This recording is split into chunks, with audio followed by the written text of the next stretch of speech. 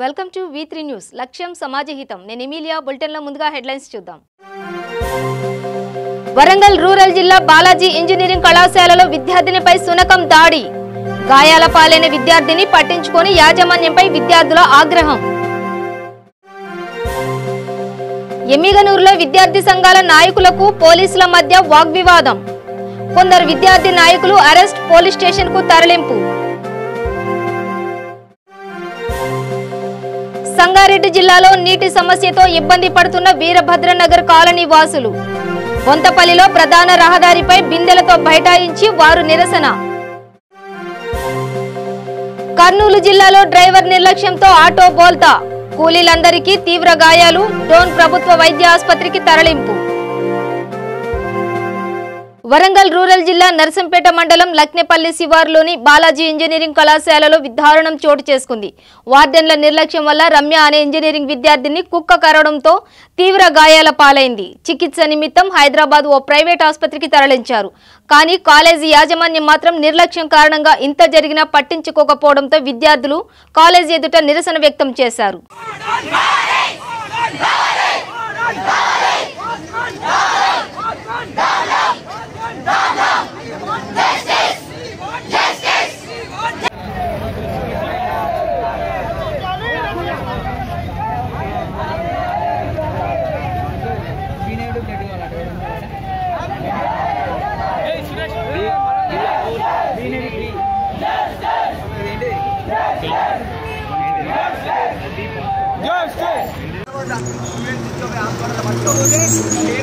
కొంచెం కూడా రెస్పాన్సిబిలిటీ లేకుండా అక్కడ బయట పెట్టి అంత ఖండించారు.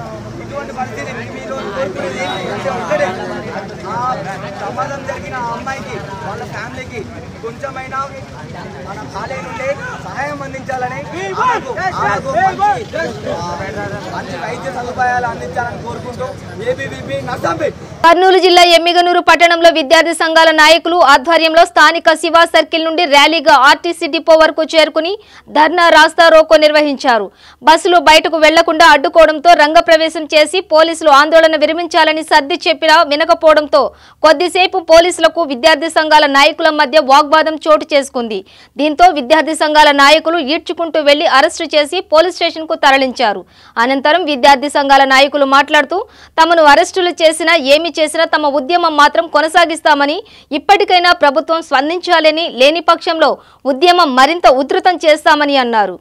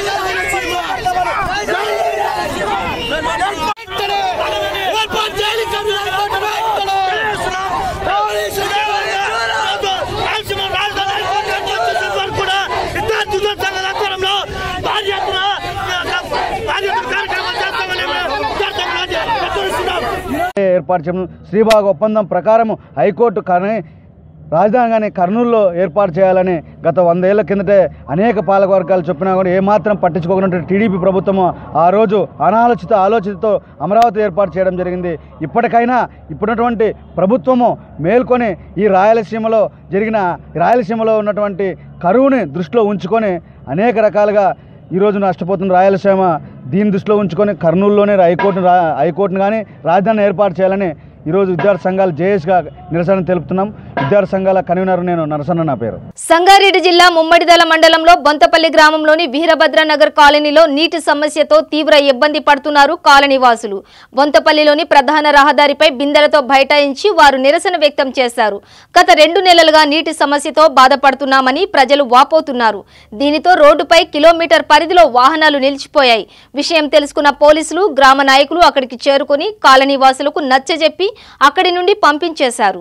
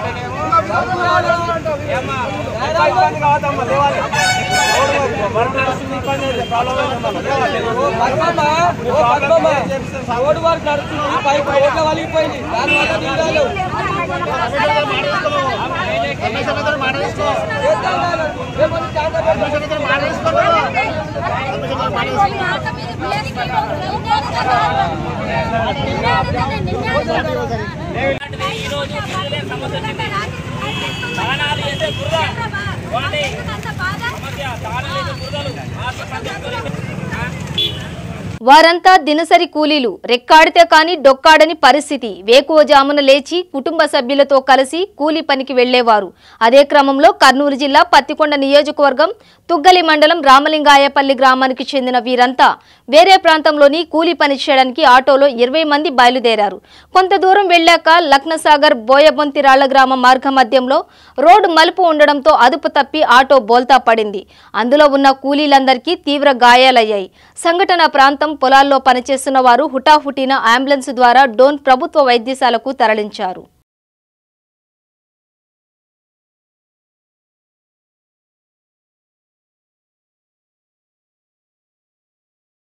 కొమురం భీం ఆసిఫాబాద్ జిల్లా తెలంగాణ ఉద్యమ యోధుడు, తెలంగాణ గాంధీ ఆచార్య కొండా లక్ష్మణ్ బాపూజీ 104వ జయంతి ఉత్సవాలను ఆసిఫాబాద్ జిల్లాలో ఘనంగా జరుపుకున్నారు. ఆసిఫాబాద్లోని కలెక్టరేట్లో కొండా లక్ష్మణ్ బాపూజీ చిత్రపటానికి పూలమాల వేసి నివాళులర్పించారు. జెడ్పీ చైర్మన్ కోవాలక్ష్మి, జిల్లా కలెక్టర్ రాజీవ్ గాంధీ హనుమంతు, జిల్లా ఎస్పీ మల్లారెడ్డి, జేసీ రాంబాబు, అధికారులు, పద్మశాలి కులస్తులు పాల్గొన్నారు. జోగులాంబ గద్వాల జిల్లా మల్దకల్ మండలంలోని బిజ్జారం గ్రామంలో బతుకమ్మ చీరలు పంపిణీ చేయడం జరిగింది. ఈ కార్యక్రమంలో బిజ్జారం గ్రామ సర్పంచ్ లక్ష్మణ, ఎంపీటీసీ డీలర్ సల్వారెడ్డి, వాల్మీకి అధ్యక్షుడు బి నారాయణ నాయుడు, గ్రామ ప్రజలు పాల్గొన్నారు. నిజామాబాద్ జిల్లా బోధన్ మండలంలోని కల్దుర్కిలో కొండా లక్ష్మణ్ బాపూజీ జయంతిని గ్రామ పంచాయతీ వారు అధికారికంగా ఘనంగా నిర్వహించారు. ఈ కార్యక్రమంలో సర్పంచ్ నానా పటేల్, ఉప సర్పంచ్ జయశేఖర్ రెడ్డి, జేఎస్సీ గోపాల్ రెడ్డి, దత్తా పటేల్ పాల్గొన్నారు. తొలితరం తెలంగాణ మలితరం ఉద్యమంలో చురుగ్గా పాల్గొన్నారు. దానికి మన తెలంగాణ ప్రభుత్వం అధికారికంగా బాపూజీ జయంతి నిర్వహించుకోవాలని సూచించడం జరిగింది.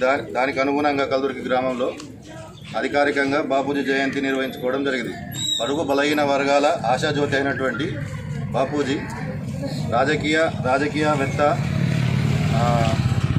కాకుండా ఆయన మంత్రి పదవి కూడా తెలంగాణ కోసం వదులుకొని తెలంగాణ కోసం ఆఖరి నిమిషం వరకు పోరాటం చేసినందుకు గాను ప్రభుత్వము గుర్తించినందుకు ప్రభుత్వం తరపున అందరికీ కృతజ్ఞతలు, ధన్యవాదాలు. తన జీవితాన్ని తెలంగాణకి అంకితం చేసిన మహోన్నత వ్యక్తి కొండా లక్ష్మణ్ బాపూజీ అని, ఆయన జీవితం భావితరాలకు ఆదర్శప్రాయమని నల్గొండ జిల్లా అదనపు ఎస్పీ టి పద్మనాభరెడ్డి అన్నారు. జిల్లా పోలీస్ కార్యాలయంలో కొండా లక్ష్మణ్ బాపూజీ జయంతి సందర్భంగా ఆయన చిత్రపటానికి పూలమాలలు వేసి ఘనంగా నివాళులర్పించారు. ఈ కార్యక్రమంలో డీఎస్పీలు రమణారెడ్డి, గుజ్జా రమేష్, సురేష్, డిపిఓ, ఏఓ నాగరాజ్ పాల్గొన్నారు. ఆయన యొక్క చాలా కంట్రిబ్యూషన్ ఉంది. మనం అందరం కూడా తెలంగాణ వాసులం, ఆయనకు రుణపడి ఉంటాం. ఎందుకంటే జీవితం మొత్తం కూడా తెలంగాణ ప్రజానికానికి ఆయన యొక్క జీవితాన్ని దారపోసింది కాబట్టి సదా ఆయన మనం గుర్తుంచుకోవాలి.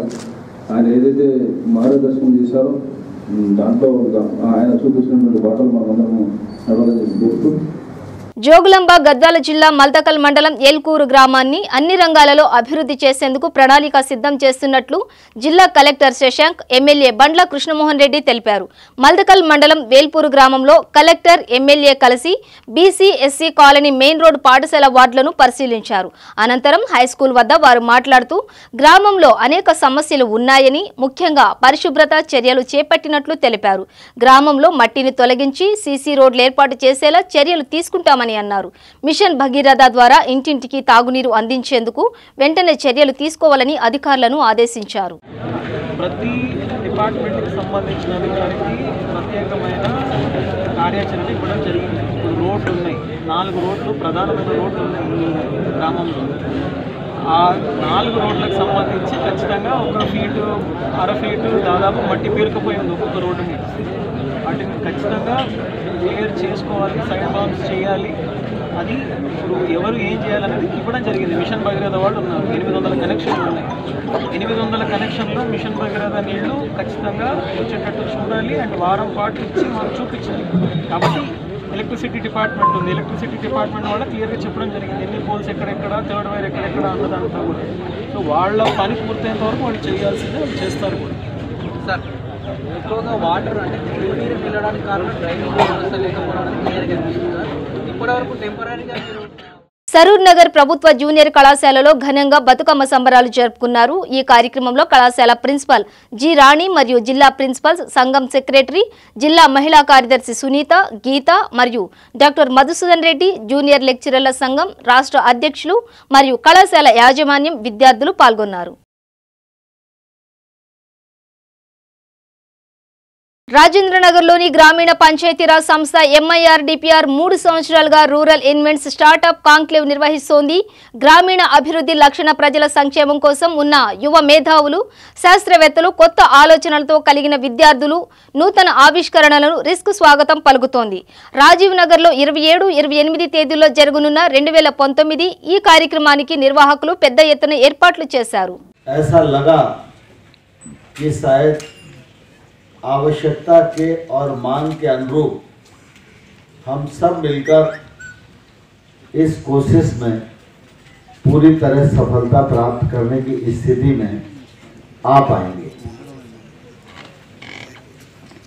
यहाँ नए स्टार्टअप सभी अपना अपना आइडिया देने के लिए उपस्थित हैं। इस कॉन्क्लेव में बहुत सारे आइडिया परीक्षण होगा और उसके बाद इन सब सुझावों पर सरकार कैसे सहकार कर सकती है, इस दिशा में कार्यवाही होगी। लेकिन मैं 2-3 बिंदु आप सबके समक्ष इस मौके पर जरूर रखना चाहता हूँ। और भारत की प्रधानता कृषि में है। हम सबकी आरंभ से यह मान्यता रही है कि अगर गांव आगे बढ़ेगा तो देश आगे बढ़ेगा। कृषि अगर समृद्ध होगी तो गांव, किसान और देश ये सभी समृद्ध होंगे। इस दिशा में आज़ादी के बाद लगातार काम करने की कोशिश हुई है, लेकिन आज़ादी के 70 साल बाद भी यह कोशिश अभी भी అపర్యాప్త ही दिखाई देती है। నిజామాబాద్ జిల్లా మోపాల్ మండలం సింగంపల్లి గ్రామ పంచాయతీ పరిధిలో బతుకమ్మ చీరల పంపిణీ కార్యక్రమం జరిగింది. గ్రామ పంచాయతీ సర్పంచ్ కోల గంగాధర్ ఆధ్వర్యంలో గ్రామంలోని ప్రతి ఆడపడుచులు అందరూ భారీ సంఖ్యలో పాల్గొని సర్పంచ్ చేతుల మీదుగా చీరల పంపిణీ కార్యక్రమం పూర్తి స్థాయిలో విజయవంతంగా జరిగింది. ఈ కార్యక్రమానికి సర్పంచ్ తో పాటు గ్రామ కార్యదర్శి, వార్డు సభ్యులు అందరూ పాల్గొన్నారు. ఈరోజు బతుకమ్మ చీరల సందర్భంగా మా సింగంపల్లిలో మన ముఖ్యమంత్రి కేసీఆర్ గారు పంపిన ఆడపడుచుల కొరకు పంపించిన చీరల కొరకు ఈ తెలంగాణలో ఒక గత పండుగ 15 రోజులు ఉందనగానే ముందుగా పంపించిన వారికి మా యొక్క కృతజ్ఞతలు మా గ్రామం తరపున. ఆడబిడ్డలకు పంపితే కుట్టించుకునే జాకెట్లు కానీ బ్లౌజులు కానీ కుట్టించుకుంటారని చెప్పేసి పంపించడం జరిగింది. మేము ఈరోజు పంపిణీ చేస్తున్నాం. సింగంపల్లి మోపాల్ మండల జిల్లా నిజామాబాద్ రూరల్ ఎమ్మెల్యే మా బాజిరెడ్డి గోవర్ధన్ గారి ఆధ్వర్యంలో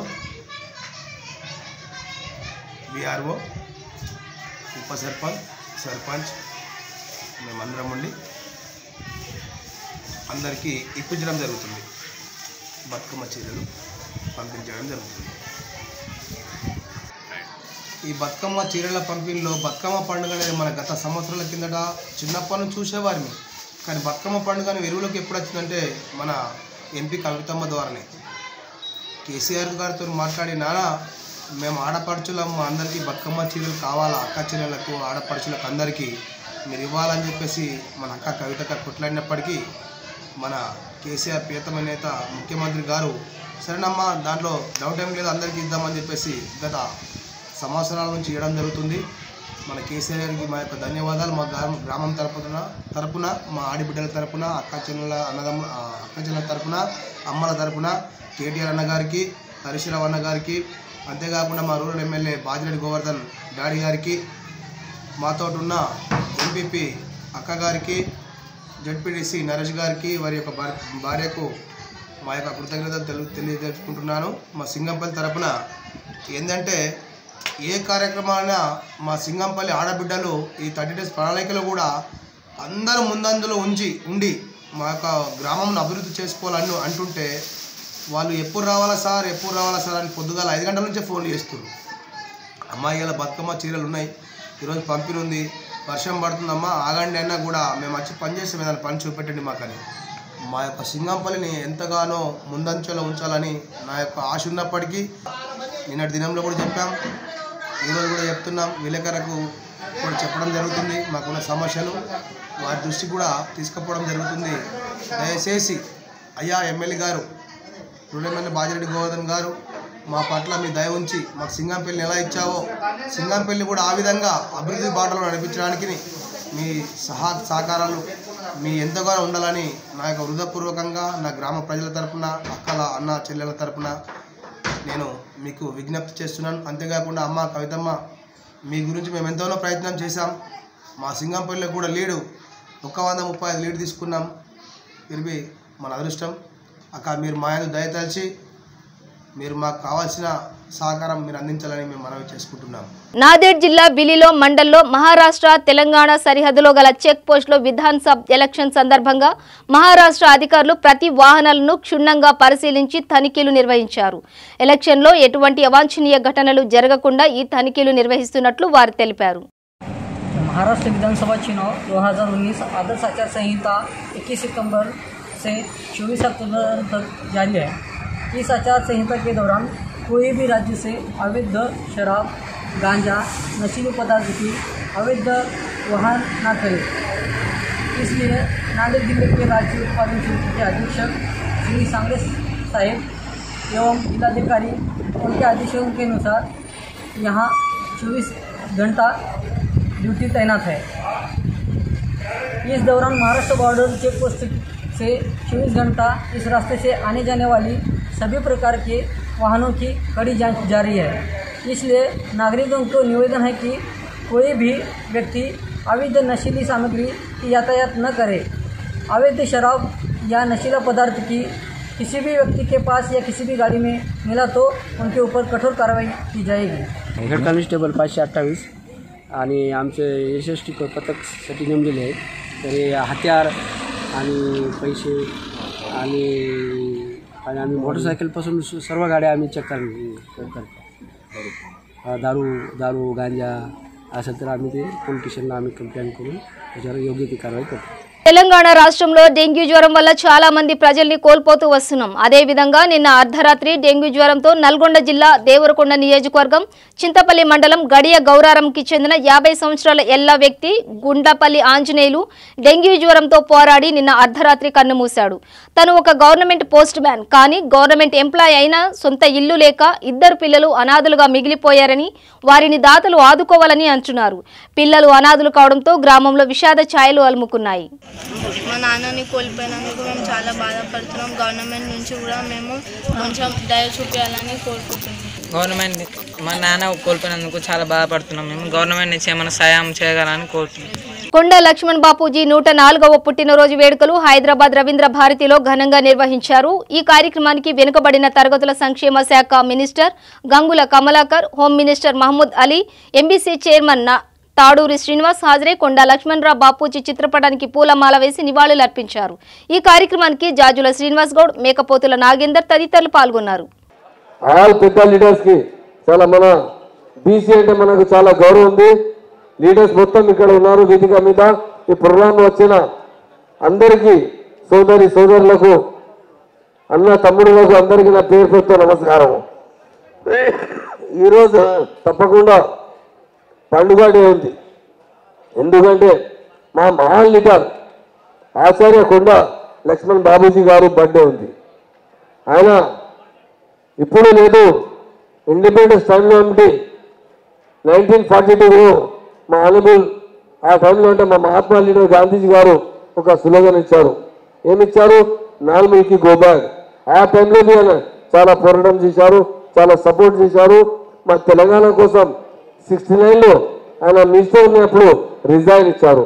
ఆ టైంలో అంటే ఎవరు తెలంగాణ కోసం సపోర్ట్ చేయలేదు. సపోర్ట్ చేసిన లీడర్ ఎవరు ఉన్నారంటే బాబూజీ గారు ఉన్నారు.